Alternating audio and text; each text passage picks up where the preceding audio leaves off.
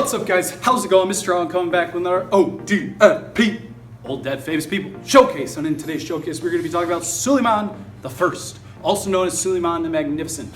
He was the 10th Ottoman Sultan and ruled the Ottoman Empire with both undisputed strength as well as brilliance. The Ottoman Empire was an Islamic empire that enjoyed its golden age under the rule of our boy right here, Sultan Suleiman I. He reigned over the Ottomans from 1520 to 1566. Suleiman eventually gained and garnered many nicknames. To his own people, he's considered as the lawgiver, and European historians eventually came to know him as Suleiman the Magnificent. Now, Suleiman was able to enjoy early success because he focused on becoming a great military general. And he did this by creating a modernized army, which led to the successful conquest and expansion of his empire. He extended Ottoman rule eastward into the Middle East and also into Kurdistan and Georgia in the Caucasus Mountain region. In the west, Suleiman advanced deeper into Europe through both diplomacy as well as warfare. And in 1529, his armies besieged the Austrian city of Vienna, sending fear all throughout Western Europe. Now, although Suleiman failed to overtake Vienna, the Ottomans would come to rule the largest and most powerful empire in both Europe and the Middle East for many centuries. And at its height, the Ottoman Empire stretched from Hungary to Arabia, Mesopotamia, and across to North Africa. Now, in terms of Suleiman's reign, it's important to know that Suleiman was a wise and capable ruler. He strengthened the government of the rapidly growing empire and improved its system of justice. As a sultan, Suleiman held absolute power and relied on huge bureaucracy, which helped him supervise the business of government and his powerful military. Now, Suleiman made many lasting domestic reforms to both Ottoman culture and its society. Suleiman organized Ottoman society by dividing the empire into classes, each with its own appointed rule. At the top were men of the sword, soldiers who guarded the sultan and defended the state. They were also joined by men of the pen, scientists, lawyers, judges, and poets. Below them were men of negotiation such as merchants, tax collectors, and artisans who carried out trade and production. Finally, there were men of husbandry, or farmers and herders who produced food for the community.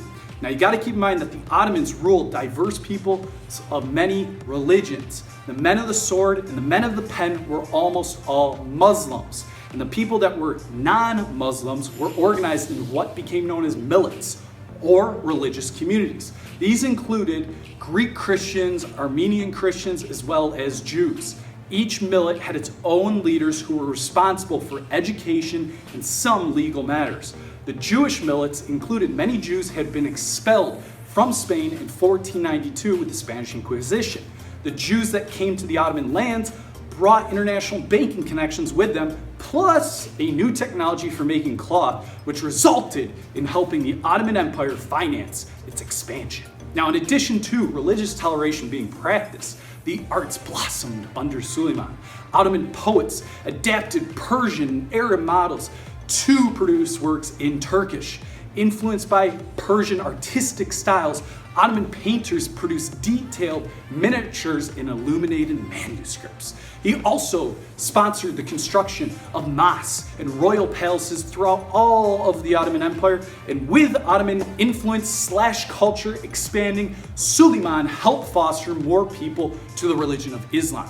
Now, Suleiman the First, or Suleiman the Magnificent, lived for a total of 71 years and died in 1566.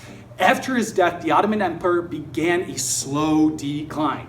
Suleiman had killed two of his most able-bodied sons because he suspected them of treason. His son and successor Suleiman II left most of the governing to his closest aides and ministers, and soon the government bureaucracy became corrupt. And by the 1700s, we're going to see European advancements in both commerce and military technology, leaving the Ottomans behind. Russia and other European powers would go on to capture Ottoman lands, while local rulers in North Africa and elsewhere broke away from Ottoman control. Able sultans tried to revive Ottoman power with limited success, and ultimately the Ottoman Empire fell after the conclusion of World War I. Now, keep in mind, the key theme to remember concerning our boy Suleiman the Magnificent was that he was Sultan of the Ottoman Empire during its golden age and helped spread both Ottoman and Islamic influence in Europe, North Africa, and the Middle East. And with that being stated, guys, that's all I have for this ODFP showcase dealing with Suleiman the Magnificent. Mr. Ronald is going to sign off now. I hope you guys enjoyed the video. I'll see you next time. Take care.